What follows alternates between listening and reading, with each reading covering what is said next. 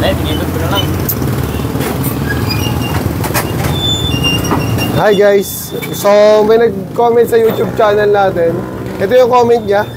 Try ko daw i-demo yung pang UKBI. Subukan natin, idol, para sa'yo, no? Pero sana makuha natin. Let's go! Primal cuts and deboning o pop carcass. Demo daw natin parts by parts. So, yung una kong tinanggal, ito. Tampalin to, no? Yan. Sunod natin to, pork tenderloin. Dadaan-dahanin ko lang para masundan din mga nag-aaral pa lang. Pork tenderloin. Hindi daw binabali. Sana kayanin natin hindi balihin. Pero yung okay lang naman kahit balihin, idol, kasi kasama naman talaga yun. Lalo yung mga nagsisimula pa lang, okay lang yun. Hindi binaba. 1, 2, 3, 4. Sa ibabaw ng pip ribs. Diyan nyo lang kukunin yung shoulder. And then, iwas kayo dito, guys. Hindi ko alam kung paano i-demo sa'yo yung pang UKBI. Pero itong i-demo sa'yo, sigurado nahahawig to doon.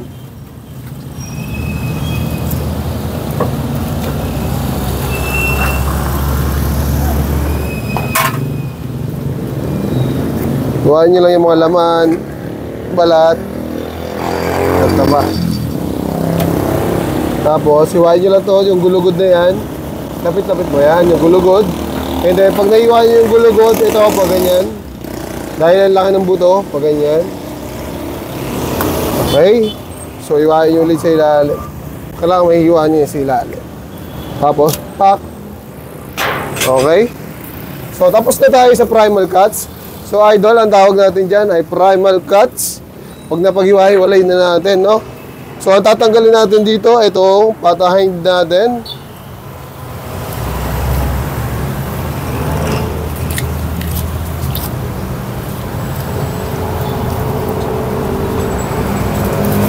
Ayan yung patahin. Ayan, patahin.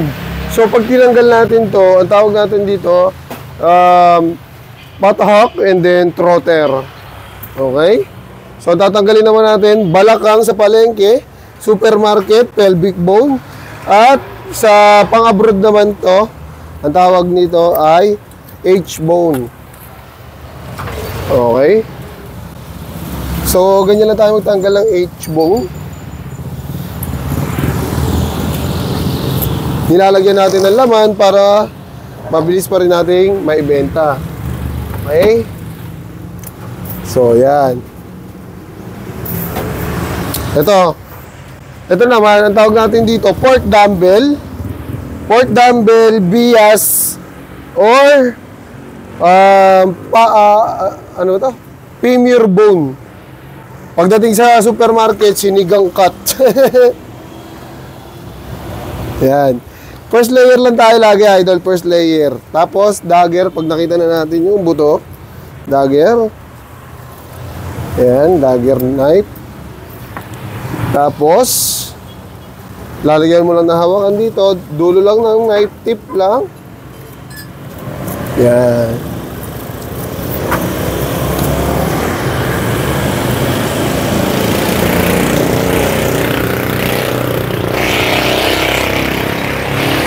Ganyan lang tayo magtanggal ng, ulitin ko, pagdating sa palengke, bias, dumbbell, or sa pagkapang-abroad naman, femur bone. Tawag dyan. Pagdating sa supermarket, may laman yan, sinigang cut.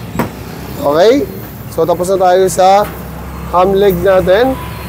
Dito naman tayo sa shoulder. Yan, dahil malaki yung buto. Simulan natin dito para sa mga nakakapanood na mga nagsisimula pa lang. Ito yung neck kaysa, no? Yan yung neck. Yan. Ito, hanggang dito lang yung buto niyan. Tapos pag ganon. Pag ganon. Ito kasi laki ng buto. Hiwain nyo paangat. Yung knife natin paangat tayo, no? Paangat. Tapos angat yung ganyan. And then doon na kayo sa neck. Hiwain nyo yung neck dito. Pak. Pak.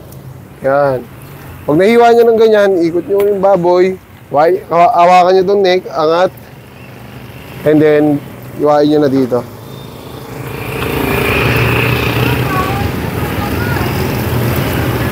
Ang tawag dito, pork ribs, idol. Pork ribs ang tawag natin dito. So, pag pinaghiwalay natin yan, ang tawag natin dito, pork neck. So, ang tawag naman natin dito, riblet. Okay? So, ito, dinemo ko na ng parts by parts and then, papakita ko na rin sa inyo yung ayos natin kung sakaling pag-trade test yung mangyayari sa atin. Okay? Ito kasi, idol, hindi ko may... Ito yung kaibahan natin sa UKBI, ano? Ito sa UKBI, hindi ito magagawa yung gatong 0-0. Ayan. So, pinaghiwalay ko muna, idol. And then, ang tawag natin dito, shoulder blade. Ayan, pagkabuo pa, pag may laman pa, no? Shoulder blade.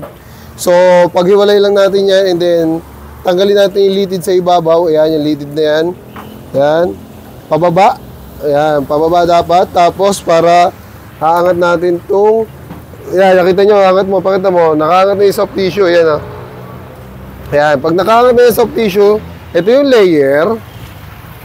Sundan nyo lang yan. Tapos, yung knife nyo sa gilid lang ng buto. Pag. Yan. Ayun o, finish na o. Diba? Pagka ganyan na, makinis na. Okay na yan. Ayan yung soft tissue. Yan o. Okay? So, dito naman tayo. Next, ayan o, kung nakipapansin nyo yan, puti na yan, layer na yan. Kaya hiwain nyo lang yan. Yan, puti na yan.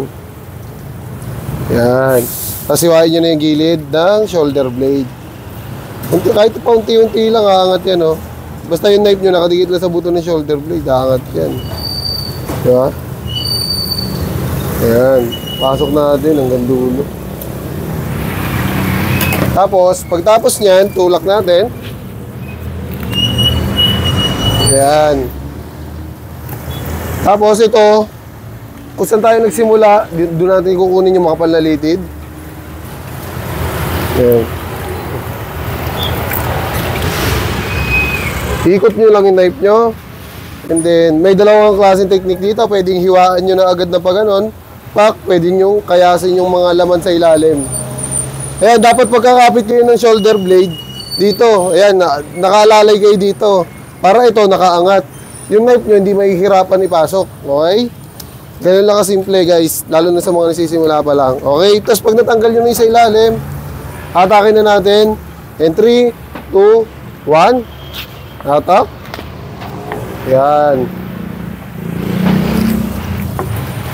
Tapos tanggalin nyo yung litid sa gitna.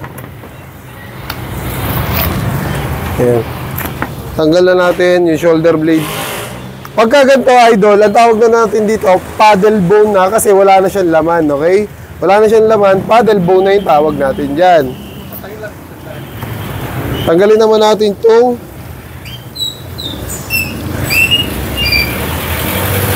ito, pakita ko na rin sa inyo. So, ito yung layer na puti na to. Yan, ito. Ito yung buto kasi niyan, oh. Dapat dito yan. Iwain nyo lang yan. Yan. Tapos, pag nakita nyo na yung buto sa gitna, yan. Iwain nyo paangat. Okay? So, ikot natin para mas madali. Yan. Yan. Tapos, pababa naman yung hiwa. Yan. Yan.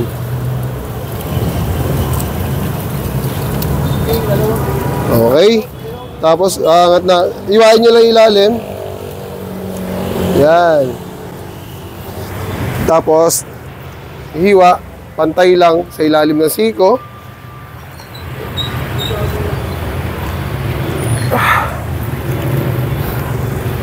So, ang tawag natin dito, kung di ako nagkakamali, arm bone, shin. Okay. Kung di ako nagkakamali, no? So, correct nyo na lang sa mga mas veterano dyan. Kasi tagal ko na rin talagang... Yan. Tapos ito, ang tawag natin dito pagka sa palengke, bias. Tapos pagdating naman sa pang-abroad, femur bone din yan. So, itong pata front, ito yung pata front natin. Pag pinaghiwalay natin yan, trotter. Tapos ito ay pata hack. And then, so, ganito naman yung pan-trade test na gagawin natin, no? Yan. So, ulitin ko lang sa inyo. Ulitin ko lang, no? Ito, pakita mo. Ayan, ulitin mo. Ito ay paddle bone. trotter, patahak, femur bone, pork ribs, neck, riblet. Ito ay picnic shoulder kasi boneless na siya, wala nang buto. Ito ay tenderloin. Ito ay tampalin. Tapos ito naman, pork belly and pork loin. Next. And then ito naman po, ham. Ito ay pata hind, patahak, trotter. Ito bias, dumbbell. Pagdating sa abroad ay femur bone. And then ito naman po ang tinatawag natin balakang. Pag sa supermarket, pelvic bone. At kapag pang-abroad naman ay inch bone. So yun lang idol, sana nakatulong sa iyo yung video na to and maraming salamat.